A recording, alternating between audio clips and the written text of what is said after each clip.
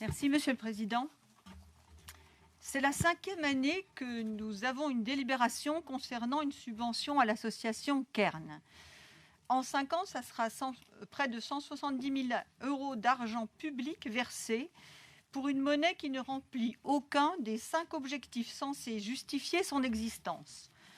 Rassurez-vous, je ne reviendrai pas sur les arguments que j'ai exposés l'an dernier, visant à démontrer l'urgence d'arrêter de subventionner une monnaie locale qui apporte de mauvaises réponses à de bonnes questions.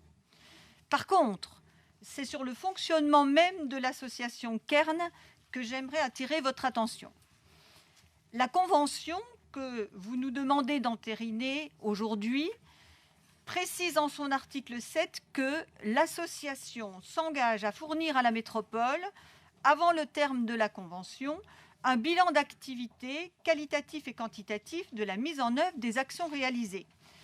De plus, en son article 9, elle précise que la conclusion éventuelle d'une nouvelle convention est subordonnée au contrôle et à la réalisation de l'évaluation.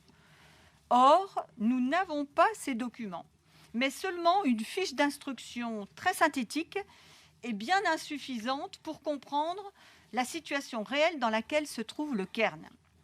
Heureusement, nous avons pu trouver par nous-mêmes des informations sur le site du Kern, dont le PV de leur Assemblée générale de septembre, qui a réuni en tout et pour tout 10 personnes, ainsi que le rapport moral et financier de l'association. Et là, il saute aux yeux que la situation est bien plus alarmante que celle décrite dans la délibération et la fiche d'instruction. Depuis 5 ans, la subvention de la métropole est stable, 35 000, donc 30 000 cette année, alors que tous les autres indicateurs sont en chute libre. 376 adhérents particuliers à jour de leur cotisation, aujourd'hui, soit une chute de 60%. 95 adhérents pro à jour de leur cotisation, soit une chute de 87%. Aujourd'hui, il y a 7 418 €, c'est le montant des adhésions encaissées, soit une chute de 126%. Et les Kern en circulation sont aujourd'hui pour un montant de 75 100 €, c'est-à-dire une chute de 47%. Vous disiez, Madame Debrun, que le Kern circulait beaucoup. Comme vitesse de circulation de la monnaie, c'est quand même peu. Les groupes locaux qui composent le Kern sont tous dans le même constat. Les bénévoles ne parviennent pas à faire adhérer particuliers et pros au Kern. Ils ne trouvent plus la motivation pour continuer et quittent massivement l'association. D'ailleurs, en témoigne la faible participation à l'Assemblée générale de septembre, je l'ai dit, 10 adhérents particuliers et 2 adhérents pros. Et puis l'impossibilité d'élire un comité de pilotage parce qu'il y avait seulement une personne candidate. Et je me permets de rappeler les bilans des groupes locaux, parce qu'ils sont tout à fait éloquents. Le groupe de Grenoble, je vais en donner que 2. Le groupe de Grenoble, par exemple, indique, et je les cite, que le départ des bénévoles a mis un coup d'arrêt à la dynamique sur Grenoble en 2021. Et il note un intérêt moindre des médias pour le projet, avec simplement une intervention à Radio Grésivaudan. Ils reconnaissent ne pas avoir fait d'efforts autres qu'une présence sur les réseaux sociaux. Un petit rappel sur le groupe du Vercors, je les cite dans leur bilan 2020, la dynamique n'est plus au rendez-vous. Ils ont fait beaucoup de démarchage de professionnels avec très peu de résultats positifs et ceux qui ont adhéré une fois ne réadhèrent pas. Donc leur constat est sans appel, il y a peu d'engouement sur ce projet sur le plateau du Vercors. Les actions à mener pour développer le réseau sont très chronophages au regard des résultats. En conséquence, le groupe ne souhaite plus mener d'action et s'est arrêté. À Voiron, c'est du même acabit. Donc je m'arrête là parce que je pense que vous avez compris, la dynamique n'est plus là.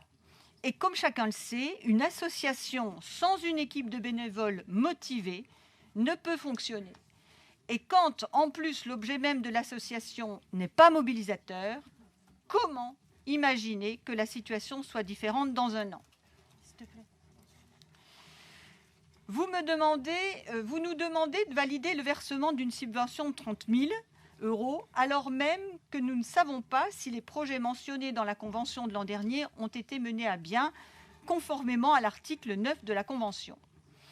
Nous ne savons pas si les projets ont été réalisés parce qu'aucun véritable bilan n'a été présenté. En 4 ans, Grenoble-Alpes Métropole a déjà versé 140 000 € d'argent public et vous voulez aujourd'hui que l'on intègre encore 30 000 €. Ce n'est pas raisonnable. Je souhaite enfin exprimer ma consternation face au contenu de la délibération. Vous posez 3 conditions que vous venez de rappeler, Madame Debeune, à l'association pour pouvoir prétendre à une subvention l'année prochaine, qui sont si minimalistes qu'elles n'en sont pas.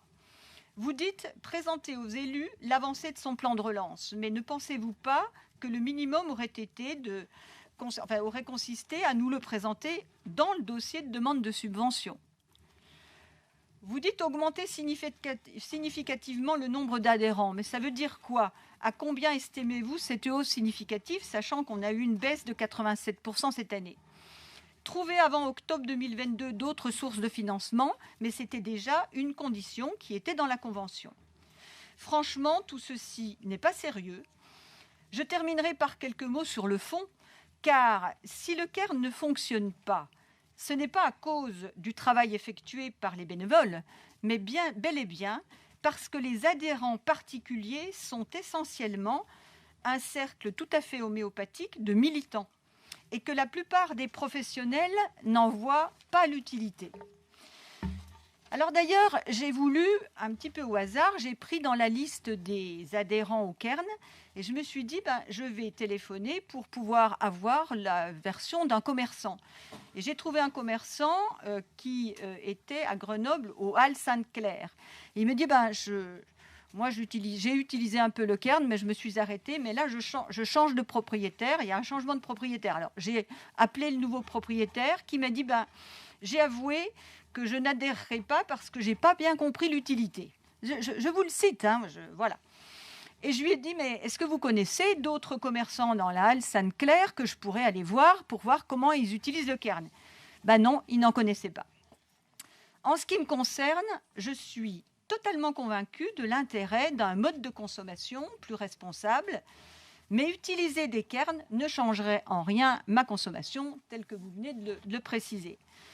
Je le dis clairement, le Cairn est une fausse bonne idée. Des subventions pour développer une économie plus sociale, plus solidaire et plus soucieuse de l'environnement, on est bien d'accord, oui. Mais 180 000 € de cumul de subventions en 5 ans pour mettre sous oxygène un Cairn comme outil de l'économie sociale et solidaire, non. Force est de constater que le Cairn n'est pas à la hauteur des enjeux qu'il affiche. Si les ménages, les commerçants, les entreprises y avaient un intérêt évident, le Cairn ne végéterait pas. On ne peut pas subventionner ad vitam aeternam un projet qui ne répond pas à ses objectifs. Je vous remercie.